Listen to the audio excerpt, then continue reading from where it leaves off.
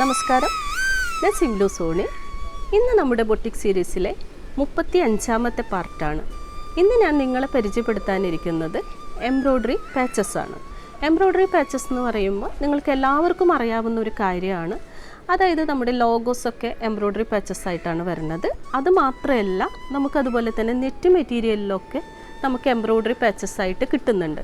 അപ്പോൾ അത് ഞങ്ങൾ സാധാരണ രീതിയിൽ എല്ലാവരും ചെയ്യുന്നത് എന്താണെന്ന് പറഞ്ഞാൽ, അതായത് നമുക്ക് എംബ്രോയ്ഡറി മെഷീൻ ഇല്ല, പിന്നെ നമുക്ക് ചെയ്യാൻ പറ്റാത്ത ആൾക്കാരൊക്കെ സാധാരണ രീതിയിൽ വാങ്ങിക്കുന്നത് ഷോപ്പിൽ നിന്ന് നമുക്ക് ഈ പാച്ചസ് വാങ്ങിച്ച് നമ്മൾ നമ്മുടെ ഡ്രസ്സിലൊക്കെ, അതായത് കൂടുതലായിട്ട് നമ്മൾ ഫ്രോക്ക് അങ്ങനെയൊക്കെയാണ് ചെയ്യുന്നത്. ഫ്രോക്കിലൊക്കെ നമ്മളത് സ്റ്റിക്ക് ചെയ്ത് കൊടുക്കും. അതുമാത്രമല്ല, എനിക്ക് തോന്നുന്നു ഇപ്പം നമുക്ക് ഈ ഓണം സീസണിലൊക്കെ കൂടുതലായിട്ട് പല രീതിയിലുള്ള എംബ്രോയ്ഡറി ഡിസൈൻ കിട്ടുന്നുണ്ട്.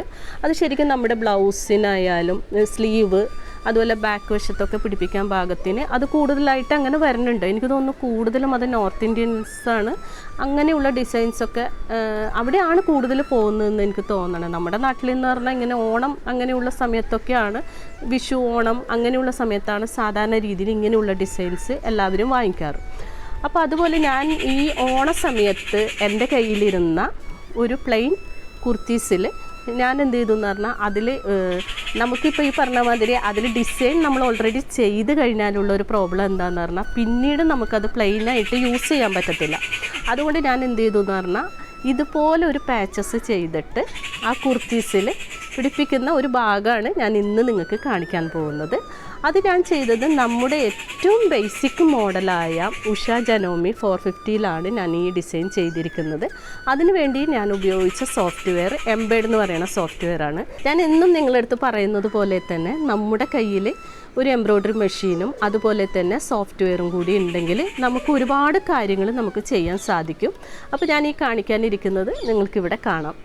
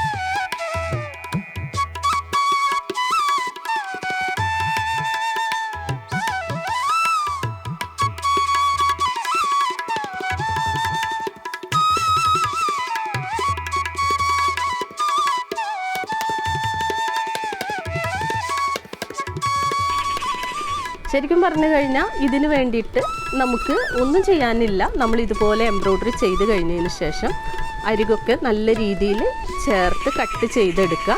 അതിനുശേഷം ഞാനിപ്പോൾ ഇത് ചെയ്തിരിക്കുന്നത് എന്താണെന്ന് പറഞ്ഞാൽ, ശരിക്കും അതിന് നടുക്കായിട്ട് ഞാനൊന്ന് ജസ്റ്റ് അതായത് നമ്മുടെ ആ പറയുടെ എല്ലാ ഭാഗത്തും ആ തുമ്പത്ത് ഞാൻ ഓരോ ചെറുതായിട്ട് ഒരു ഫാബ്രിക് ഗ്ലൂ കൊണ്ട് ഒന്ന് തൊട്ടിട്ടുണ്ട്. കാരണം എന്താണെന്ന് പറഞ്ഞാൽ അതെനിക്കൊന്ന് ഹെമ്മിങ് ചെയ്യാൻ പാകത്തിന് വേണ്ടിയിട്ടാണ് ഞാൻ അങ്ങനെ ചെയ്തിരിക്കുന്നത്.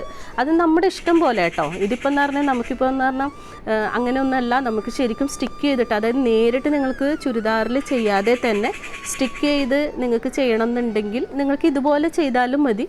ഫാബ്രിക് ഗ്ലൂ കൊണ്ടൊന്ന് ഒട്ടിച്ചതിന് ശേഷം ശരിക്കും പറഞ്ഞു കഴിഞ്ഞാൽ നിങ്ങളുടെ മെഷീനിൽ വേണമെങ്കിൽ നിങ്ങൾക്ക് സ്റ്റിച്ച് ചെയ്തെടുക്കാം. പക്ഷെ ഞാനിത് മെഷീനിലല്ല സ്റ്റിച്ച് ചെയ്തത്. കാരണം എന്താണെന്ന് വെച്ചാൽ എനിക്ക് ഇതെന്താണെന്ന് പറഞ്ഞാൽ അഴിച്ച് കളയാനുള്ളത് കൊണ്ട് ഞാൻ ജസ്റ്റ് നമ്മുടെ ഒന്ന് ഹെമ്മിങ് പോലെ മാത്രമാണ് ഞാനിത് ചെയ്തിട്ടുള്ളൂ.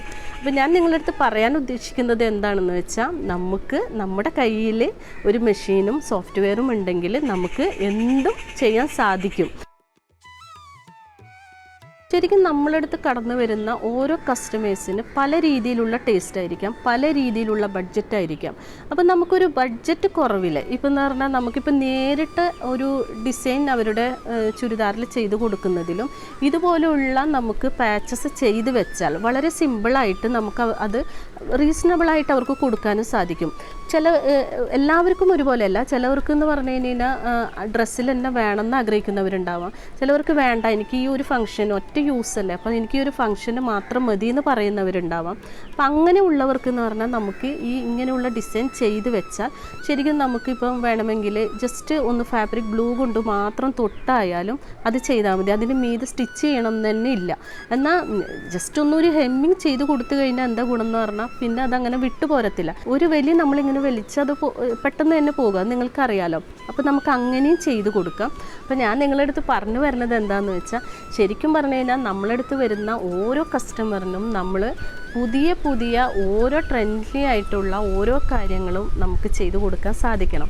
ഞാനിപ്പോൾ ഈ ചെയ്തിരിക്കുന്ന ഡിസൈൻ എന്ന് പറഞ്ഞാൽ വളരെ സിമ്പിളായിട്ടുള്ള ഒരു 15 മിനിറ്റ് കൊണ്ട് തീർന്ന ഒരു ഡിസൈനാണ്. അപ്പം നമുക്കെന്ന് പറഞ്ഞാൽ നമ്മളടുത്ത് വരുന്ന ഓരോ കസ്റ്റമേഴ്സിനും നമുക്ക് പുതിയ പുതിയ ഓരോ വെറൈറ്റി ആയിട്ട് നമുക്ക് ഓരോന്നും അവർക്ക് ചെയ്തു കൊടുക്കാൻ സാധിക്കണം. നമുക്ക് നമ്മുടെ കയ്യിലുള്ള ഈ ഒരു ബേസിക് മെഷീൻ വെച്ച് നമുക്ക് ഒരുപാട് കാര്യങ്ങൾ ചെയ്യാൻ സാധിക്കും. പക്ഷേ എന്താണെന്ന് വെച്ചാൽ അതിന് നമ്മൾ വിചാരിക്കുന്ന കാര്യങ്ങളെല്ലാം നമ്മൾ ഇതിൽ ചെയ്യണം എന്നുണ്ടെങ്കിൽ എന്തായാലും നമുക്ക് സോഫ്റ്റ്വെയറിൻ്റെ ആവശ്യമുണ്ട്. അപ്പോൾ എന്തെങ്കിലും രീതിയിലുള്ള മെഷീനിനെ കുറിച്ചോ സോഫ്റ്റ്വെയറിനെ കുറിച്ചോ ഏതെങ്കിലും രീതിയിലുള്ള കാര്യങ്ങൾ നിങ്ങൾക്ക് അതിനെക്കുറിച്ച് സംശയങ്ങളുണ്ടെങ്കിൽ നിങ്ങൾക്ക് ഞങ്ങളുമായിട്ട് കോൺടാക്റ്റ് ചെയ്യാവുന്നതാണ്. ഞങ്ങളുടെ ഫോൺ നമ്പർ ഞങ്ങളിവിടെ കൊടുത്തിട്ടുണ്ട്. വീണ്ടും ഒരു പുതിയൊരു വീഡിയോ ആയിട്ട് നിങ്ങളുടെ മുമ്പിലേക്ക് വരുന്നതായിരിക്കും. നന്ദി, നമസ്കാരം.